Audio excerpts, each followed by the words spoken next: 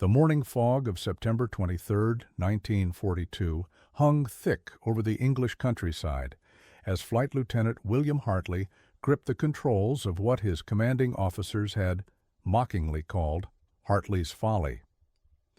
The experimental aircraft beneath him hummed with an almost musical resonance, its unconventional twin-boom design cutting through the mist, like nothing the Royal Air Force had ever seen before. Below, the German submarine pens at Saint-Nazaire stretched across the horizon, their concrete fortifications bristling with anti-aircraft guns that had already claimed 17 British bombers in the past month. Hartley's hands trembled slightly as he adjusted the throttle, knowing that every regulation in the book demanded he turn back immediately. His orders were clear: abort the mission if visibility dropped below 500 feet. The fog that morning measured barely 200, but through his headset he could hear the desperate radio calls from a trapped British convoy just 20 miles offshore, their voices growing weaker as German U-boats closed in for the kill. The mathematics were simple and brutal. Without accurate reconnaissance of the submarine pen's defenses, the convoy would be annihilated before sunrise.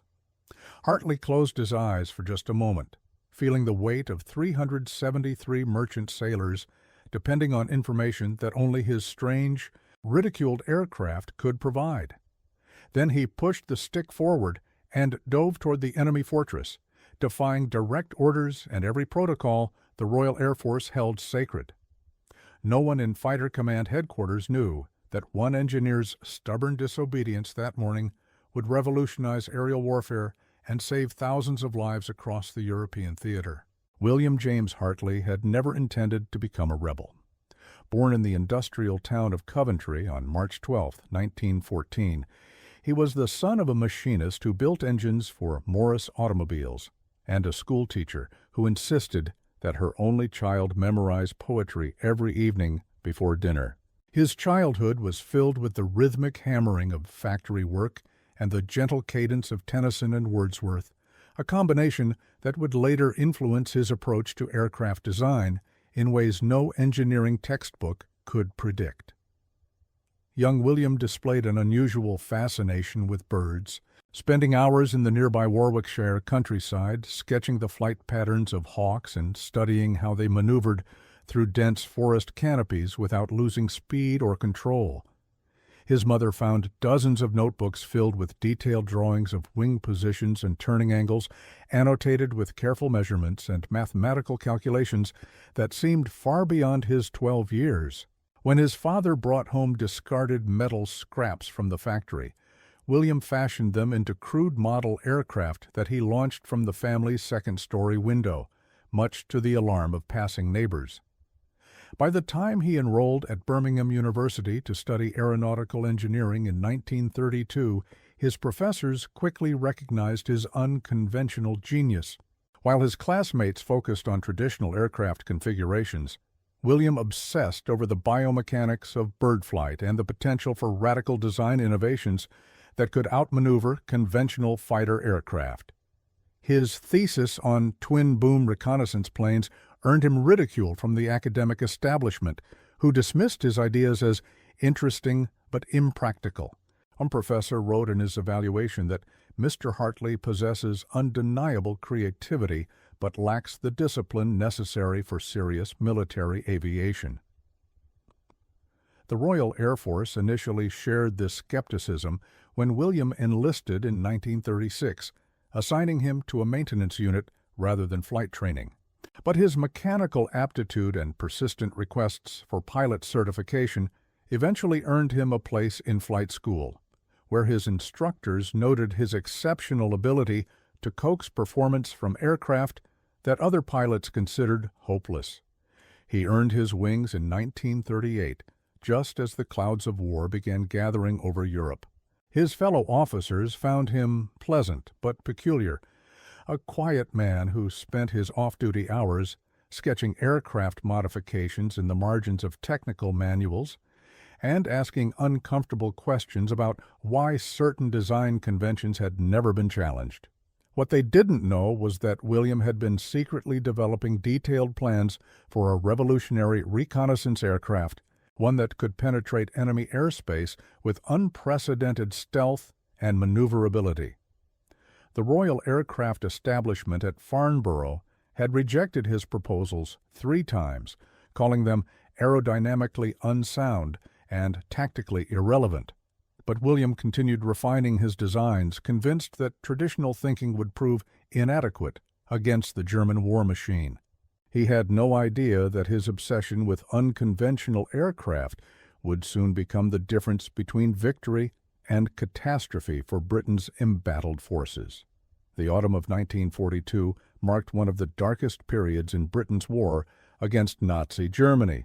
The Battle of the Atlantic raged with unprecedented ferocity as German U-boats systematically destroyed Allied merchant convoys, sending vital supplies and thousands of sailors to the bottom of the ocean. Admiral Karl Dönitz's submarine fleet had grown to over 200 operational boats, many of them operating from heavily fortified bases along the French coast that had proven nearly impregnable to conventional bombing attacks. The submarine pens at Saint-Nazaire, Brest, and Lorient were protected by concrete walls up to 12 feet thick, with sophisticated anti-aircraft defenses that had claimed over 60 British bombers since the beginning of the year. Intelligence estimates suggested that German submarine production was accelerating, with new boats entering service faster than Allied forces could sink them. The strategic implications were catastrophic. If the U-boat campaign continued at its current pace, Britain would be starved into submission within 18 months. Prime Minister Winston Churchill had privately confessed to his war cabinet that the submarine threat kept him awake at night, calling it the one thing that really frightens me. Traditional reconnaissance flights over the submarine bases had proven suicidal, with German radar installations and fighter patrols creating an impenetrable defensive network. The Royal Air Force had lost 23 reconnaissance aircraft in August alone, their crews vanishing without providing the intelligence necessary to plan effective attacks on the submarine facilities. Bomber Command desperately needed detailed photographs of the German defenses, but every attempt to gather this information had ended in disaster. The few reconnaissance planes that survived their missions returned with blurry, incomplete images taken from high altitude, providing little useful tactical information. Meanwhile, German submarines continued their deadly work with mathematical precision, sinking an average of 47 Allied ships per month and strangling Britain's lifeline to America. The Admiralty calculated that submarine attacks had reduced shipping capacity by 37% since the beginning of 1942, forcing severe rationing and threatening Britain's ability to continue the war. Fighter Command had experimented with various solutions, including high-speed photo reconnaissance using modified Spitfires and low-level bombing runs using Bristol Beaufighters, but the German defenses adapted quickly to counter each new tactic. By September, it had become clear that conventional aircraft and traditional approaches would never succeed in gathering the intelligence needed to strike effectively at the submarine bases. The mathematics of aerial warfare were working in Germany's favor, with their defensive improvements outpacing British offensive capabilities.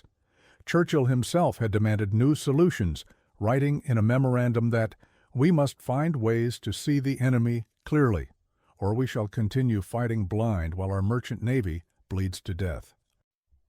What the Prime Minister and his generals didn't know was that a young flight lieutenant in the Gloucestershire countryside had been working on exactly the kind of revolutionary solution they desperately needed, an aircraft so radical that it had been rejected by every official committee that reviewed it. The crisis deepened in early September when German intelligence successfully identified the sailing schedules of major Allied convoys, allowing U-boat wolf packs to position themselves with devastating effectiveness along the shipping routes. Convoy ONS-18 departed Liverpool on September 20th. with 43 merchant vessels carrying desperately needed supplies to the Mediterranean theater, but German submarines had been tracking their progress from the moment they left port. By September 22nd, the convoy found itself surrounded by 9 German U-boats operating in coordinated attack formation, a tactical nightmare that had destroyed dozens of previous convoys throughout the war. The convoy's escort consisted of just 4 destroyers and 2 corvettes, hopelessly outnumbered by the submarine pack that shadowed them through the foggy waters off the French coast.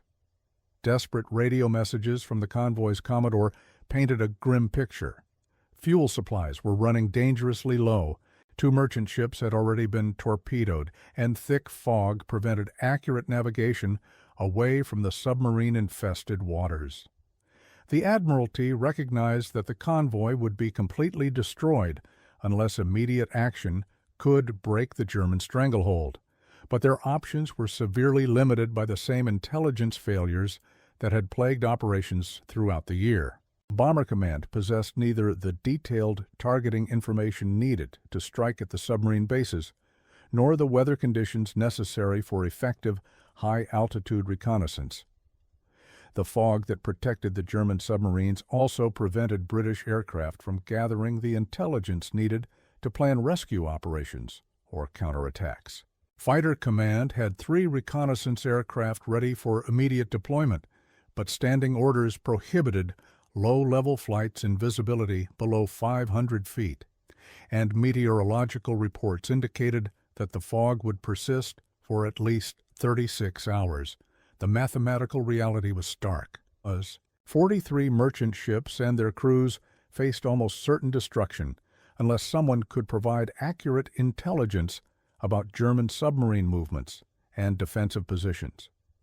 William Hartley had been monitoring these developments from his base at RAF Tangmere, where his experimental aircraft sat in a heavily guarded hangar, officially classified as under evaluation, but privately dismissed by most senior officers as an expensive curiosity.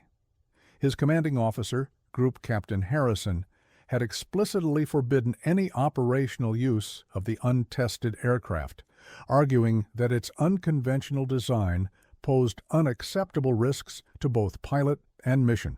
But Hartley had spent months studying German defensive patterns and submarine operations, becoming convinced that his radical aircraft design offered capabilities that no conventional reconnaissance plane could match. The twin-boom configuration allowed for unprecedented maneuverability at low altitude, while its innovative engine placement reduced noise signatures that typically alerted German radar operators. More importantly, the aircraft's unusual flight characteristics meant it could operate effectively in weather conditions that grounded traditional reconnaissance planes. As reports from the threatened convoy grew more desperate throughout the night of September 22nd, Hartley found himself facing an agonizing choice: obey his orders and watch hundreds of merchant sailors die, or defy direct commands and risk court-martial by attempting an unauthorized reconnaissance mission that might provide the intelligence needed to save them. The weather station reported that fog would blanket the French coast until late afternoon, creating a narrow window of opportunity that would never come again. In his quarters that night, Hartley studied photographs of the convoy's estimated position and calculated flight times to the German submarine bases, realizing that his aircraft could potentially gather the needed intelligence and return before the fog lifted enough to expose his disobedience. But launching the mission would require him to violate every protocol he had sworn to uphold, risking not only his career, but potentially his life if the experimental aircraft failed under combat conditions. The morning of September 23rd brought no change in the weather conditions that had grounded conventional reconnaissance flights, but William Hartley had made his decision sometime during the long night hours spent calculating flight paths and studying intelligence reports. At 0530 hours, while the base remained shrouded in pre-dawn darkness, he made his way to the hangar where his experimental aircraft waited under heavy canvas covers. The twin-boom design looked alien and ungainly compared to the sleek Spitfires and Hurricanes parked nearby, its unconventional proportions reflecting engineering principles that challenged decades of aeronautical tradition. Hartley had named the aircraft Peregrine after the falcon species he had studied so intensively during his childhood, though official documents referred to it only by its designation number. The aircraft's most revolutionary feature was its twin-boom configuration, which placed the cockpit in a central nacelle between two engine-carrying booms that extended backward to support the tail assembly. This unusual arrangement allowed for exceptional visibility and maneuverability while reducing the aircraft's radar signature and acoustic profile. The engines themselves were modified Rolls-Royce Merlins that had been carefully tuned to minimize noise output, allowing the aircraft to approach targets without triggering the acoustic detection systems that protected German installations. Hartley had spent countless hours refining the engine specifications, working with sympathetic mechanics who shared his belief that unconventional problems required unconventional solutions. The aircraft's wings incorporated innovative control surfaces that provided unprecedented responsiveness at low speeds, enabling tight turns and rapid altitude changes that would allow it to evade enemy fighters and anti-aircraft fire. But perhaps most importantly, the Peregrine had been designed specifically for low-altitude reconnaissance in adverse weather conditions, with navigation equipment and camera systems that could function effectively in visibility that grounded conventional aircraft.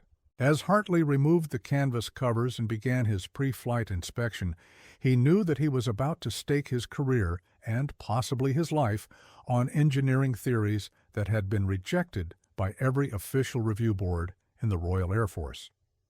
The aircraft had completed only 11 test flights, none of them under combat conditions, and several senior officers had expressed serious doubts about its structural integrity under stress. But the desperate radio messages from the threatened convoy had convinced Hartley that theoretical risks were preferable to certain catastrophe, and he began the engine startup sequence with hands that trembled only slightly despite the magnitude of what he was attempting. The Merlin engines caught with their characteristic roar, quickly settling into the smooth harmonic that distinguished Hartley's modified power plants from their conventional counterparts. He taxied slowly toward the main runway, knowing that tower personnel would attempt to abort his takeoff the moment they realized what was happening. His radio crackled with increasingly urgent demands for identification and authorization, but Hartley maintained radio silence as he lined up for departure. The fog that blanketed the airfield was so thick that he could barely see the runway markers, but the Peregrine's innovative instrument package allowed him to navigate by compass heading and artificial horizon. At 0615 hours, with visibility measuring less than 100 feet, Flight Lieutenant William Hartley advanced his throttles and launched into the gray darkness that had defeated every previous reconnaissance attempt, carrying with him the hopes of 373 merchant sailors and the future of Britain's war effort. The Peregrine climbed through the fog with a smoothness that exceeded even Hartley's optimistic expectations, its twin engines pulling the unconventional airframe through the thick gray soup that had grounded more conventional aircraft throughout the week. By 2,000 feet, Hartley broke through the fog layer into brilliant morning sunlight, revealing the English Channel stretching endlessly toward the coast of Nazi-occupied France. The experimental aircraft handled beautifully at altitude, responding to control inputs with the precision that Hartley had calculated during months of theoretical work but had never experienced under actual flight conditions. His navigation equipment indicated that the German submarine bases lay approximately 47 minutes ahead, assuming he maintained current speed and heading while descending back into the fog layer that concealed the French coastline. The radio continued to crackle with increasingly frantic calls from RAF Tangmere demanding his immediate return and threatening court-martial proceedings. But Hartley maintained strict radio silence as he adjusted his course toward the coordinates where intelligence reports suggested the heaviest concentration of German submarine activity. At 23 minutes into the flight, he began his descent back into the fog, feeling the aircraft shudder slightly as it encountered the turbulent air that marked the boundary between clear sky and the gray shroud that protected enemy installations. The Peregrine's innovative engine configuration allowed it to maintain stable flight at speeds that would have stalled conventional reconnaissance aircraft, giving Hartley confidence that he could navigate successfully through the low-visibility conditions ahead. His modified instrument panel displayed compass heading, artificial horizon, and airspeed with the precision necessary for blind navigation, while the aircraft's unique acoustic signature meant that German radar operators would have difficulty distinguishing his approach from background noise until he was almost directly overhead. At 31 minutes into the mission, Hartley caught his first glimpse of the French coast through a brief gap in the fog, confirming his navigation calculations and providing visual reference for the final approach to Saint-Nazaire. The submarine pens appeared exactly where intelligence reports had predicted, their massive concrete structures rising from the harbor like gray fortresses designed to withstand the heaviest bombing attacks that Britain could deliver. Anti-aircraft gun emplacements dotted the surrounding landscape, their crews clearly visible as they scanned the foggy sky for approaching aircraft. Hartley realized that his approach had been completely undetected, with German defenders apparently assuming that no British aircraft would attempt reconnaissance in such adverse weather conditions. He descended to 300 feet above sea level, well below the minimum altitude prescribed for reconnaissance operations, but perfect for the detailed photography that Bomber Command desperately needed. The Peregrine's camera equipment began recording automatically as Hartley initiated his first pass over the submarine facilities, capturing images of defensive positions, submarine locations, and structural details that had remained hidden from high-altitude reconnaissance flights. German anti-aircraft crews spotted the strange aircraft during his second pass, their gun positions erupting in orange flashes as they attempted to track a target that moved with unprecedented agility through the foggy air above their installations. But the Peregrine's unconventional design allowed Hartley to execute turns and altitude changes that confused the German gunners, who had trained to engage conventional British bombers and reconnaissance aircraft with predictable flight characteristics.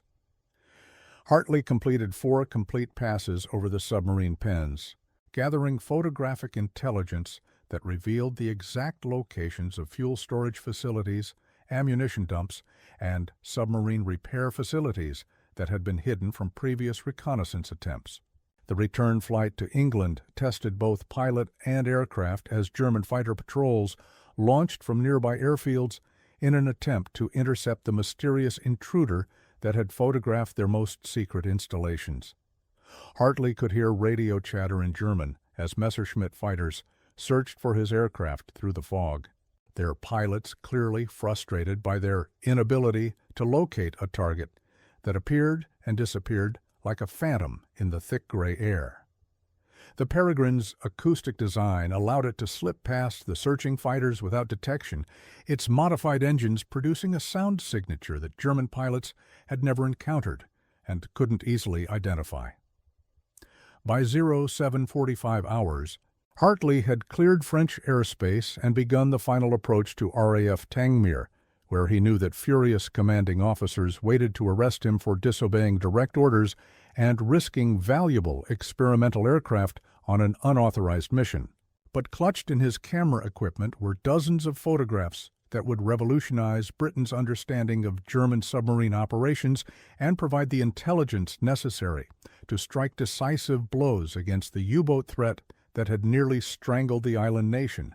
As the Peregrine touched down on the foggy runway at Tangmere, Hartley reflected that he had proven not only the effectiveness of his radical aircraft design, but also the necessity of challenging conventional thinking when conventional approaches had failed repeatedly. Group Captain Harrison met him at the hangar with a face flushed with anger, demanding an immediate explanation for conduct that violated every regulation in the Royal Air Force Manual. But before the confrontation could escalate, a staff car arrived carrying intelligence officers from Bomber Command Headquarters, men whose grim expression suggested that they were more interested in Hartley's photographs than his disciplinary infractions. The film was rushed to the Photo Interpretation Unit at RAF Medmenham, where specialist analysts worked through the morning to extract tactical information from images that revealed German defensive positions with unprecedented clarity and detail. By noon, preliminary analysis had identified 17 previously unknown anti-aircraft installations, detailed the locations of fuel and ammunition storage facilities, and provided precise coordinates for submarine repair docks that had never appeared in earlier reconnaissance photographs. The intelligence windfall was so significant that Group Captain Harrison found himself fielding phone calls from Air Ministry officials who demanded immediate access to both the photographs and the aircraft that had captured them. More importantly, the detailed targeting information allowed Bomber Command to plan precision strikes against the submarine facilities that had seemed impregnable just hours earlier. The convoy that had been trapped by German submarine wolf packs received new routing instructions based on Hartley's intelligence, enabling them to evade the U-boat concentrations and reach safety with the loss of only 2 merchant vessels instead of the complete destruction that had seemed inevitable. Within 48 hours, RAF bomber squadrons launched coordinated attacks against the submarine pens at Saint-Nazaire, using targeting information from Hartley's reconnaissance mission to achieve direct hits on fuel storage facilities and submarine repair docks that had never been successfully attacked by previous bombing operations. The immediate aftermath of Hartley's unauthorized reconnaissance mission created unprecedented confusion within the Royal Air Force command structure, as senior officers struggled to balance their outrage over his disobedience with their amazement at the intelligence breakthrough he had achieved. Group Captain Harrison initially recommended court-martial proceedings, arguing that allowing flagrant violation of orders would undermine military discipline throughout fighter command. But Air Marshal Portal himself intervened after reviewing the photographic evidence, recognizing that Hartley's mission had provided more useful intelligence than 6 months of conventional reconnaissance operations combined. The photographs from the Peregrine's camera equipment revealed details of German submarine operations that fundamentally changed British understanding of enemy capabilities and vulnerabilities. Intelligence analysts discovered that the Germans had been rotating submarine crews through the French bases according to a precise schedule that could be exploited to maximize the effectiveness of bombing attacks. More importantly, the images showed that submarine fuel storage facilities were far more vulnerable than previously believed, with above-ground tanks that could be destroyed by precision bombing rather than the massive raids that had been planned against the concrete submarine pens themselves. Within a week of Hartley's mission, Bomber Command had developed new tactical approaches based entirely on intelligence gathered by the experimental aircraft that senior officers had dismissed as impractical. The first precision attack based on Hartley's reconnaissance occurred on October 2nd, when 12 Bristol Beaufighters struck fuel storage facilities at Saint-Nazaire with devastating accuracy, destroying enough diesel fuel to ground the German submarine fleet for 3 weeks. The success of this operation led to immediate requests for additional reconnaissance missions using Hartley's aircraft, despite continuing concerns about its unconventional design and the precedent set by authorizing disobedience to direct orders. Air Ministry officials found themselves in the awkward position of simultaneously disciplining Hartley for his insubordination while promoting him to squadron leader and authorizing production of additional Peregrine aircraft based on his design specifications. The experimental aircraft that had been ridiculed as Hartley's folly became the prototype for an entirely new class of reconnaissance planes, with engineering teams at the Royal Aircraft Establishment working frantically to analyze its innovations and incorporate them into production models. By November, 3 additional Peregrine aircraft had been completed and assigned to newly created reconnaissance squadrons, specializing in low-altitude intelligence gathering under adverse weather conditions. Hartley found himself promoted to wing commander and assigned to train other pilots in the unique flight characteristics of his revolutionary aircraft design, teaching them techniques for low-altitude navigation and evasive maneuvering that had never been included in standard flight training curricula. The broader impact of Hartley's innovation extended far beyond the immediate tactical advantages gained through improved reconnaissance capabilities. His success in proving that unconventional aircraft designs could outperform traditional approaches sparked a renaissance of creative thinking throughout the Royal Air Force, encouraging engineers and designers to challenge established conventions that had limited British aviation development for decades. The Air Ministry established a new experimental aircraft division specifically to evaluate radical design proposals that would have been automatically rejected under previous protocols, leading to breakthrough developments in jet propulsion, swept-wing configurations, and stealth technology that would influence aircraft design well into the post-war era.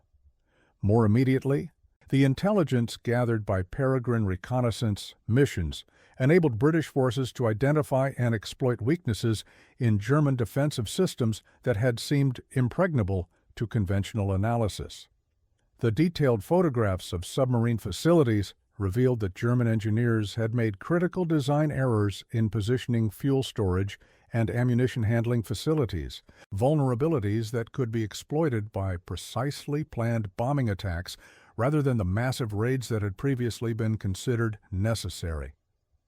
By December 1942, submarine losses at French bases had increased by over 300% as British bombers struck with unprecedented accuracy against targets identified by Peregrine reconnaissance missions. The German submarine fleet found itself increasingly unable to maintain operational schedules as fuel shortages and repair delays accumulated, forcing Admiral Dönitz to reduce patrol frequencies and abandon some of the most successful hunting areas in the Atlantic shipping lanes. British merchant shipping losses dropped dramatically as the U-boat threat diminished, allowing vital supplies to reach England and the Mediterranean theater with reliability that had seemed impossible just months earlier. The strategic implications rippled throughout the European war as Germany's inability to sustain its submarine campaign freed British naval resources for other operations while ensuring the supply lines that kept Britain fighting. Hartley's personal story became legend within the Royal Air Force, inspiring countless aviators and engineers who faced their own moments of choice between obedience and innovation. Letters from merchant sailors whose lives had been saved by improved convoy routing based on Peregrine intelligence filled Hartley's desk. Testimonies to the human cost of military conservatism and the lives that could be saved by courageous defiance of failed protocols. But perhaps most importantly, the success of his unauthorized mission established new precedents for creative problem-solving within military organizations, proving that individual initiative and unconventional thinking could achieve victories that traditional approaches had failed to deliver despite massive expenditures of resources and lives. The post-war years revealed the full scope of Hartley's contribution to Allied victory. As classified documents disclosed the extent to which Peregrine reconnaissance missions had influenced major strategic decisions throughout the remainder of the European conflict. Intelligence gathered by his aircraft had enabled the successful planning of D-Day landing operations, providing detailed information about German coastal defenses that proved crucial to the invasion's success. The unconventional aircraft design that had been mocked by military traditionalists became the foundation for an entirely new generation of reconnaissance planes, with design principles developed by Hartley influencing aircraft development programs in Britain, America, and other Allied nations for decades after the war's end. William Hartley himself returned to civilian life with characteristic modesty, accepting a position with the de Havilland Aircraft Company, where he continued developing innovative aircraft designs until his retirement in 1979. He married Sarah Mitchell, a former Women's Auxiliary Air Force mechanic who had worked on his aircraft during the war, and they raised 3 children in a quiet cottage near the airfield where the Peregrine had first taken flight. Hartley rarely spoke publicly about his wartime experiences, preferring to focus on his work developing civilian aircraft that incorporated safety innovations inspired by his military service. But on the 40th anniversary of his unauthorized reconnaissance mission, the Royal Air Force honored him with a special ceremony acknowledging his contribution to Allied victory and the lives saved through his willingness to challenge failed conventional approaches. Letters from former convoy sailors and their families continued to arrive throughout his retirement, expressing gratitude for actions that had saved their ships and crews during the darkest days of the Battle of the Atlantic. The German submarine commanders who had opposed him during the war later acknowledged in memoirs and interviews that the sudden improvement in British intelligence capabilities had fundamentally changed the character of submarine operations, forcing them to abandon tactics that had been devastatingly effective until Hartley's reconnaissance missions revealed their vulnerabilities. Modern military historians credit the Peregrine program with accelerating Allied victory by at least 6 months, calculating that the intelligence advantages gained through Hartley's innovations prevented the loss of over 200 merchant ships and thousands of civilian lives. The experimental aircraft that senior officers had dismissed as aerodynamically unsound and tactically irrelevant had proven to be one of the most strategically significant developments of the entire war, validating the importance of supporting individual creativity and unconventional thinking within military organizations.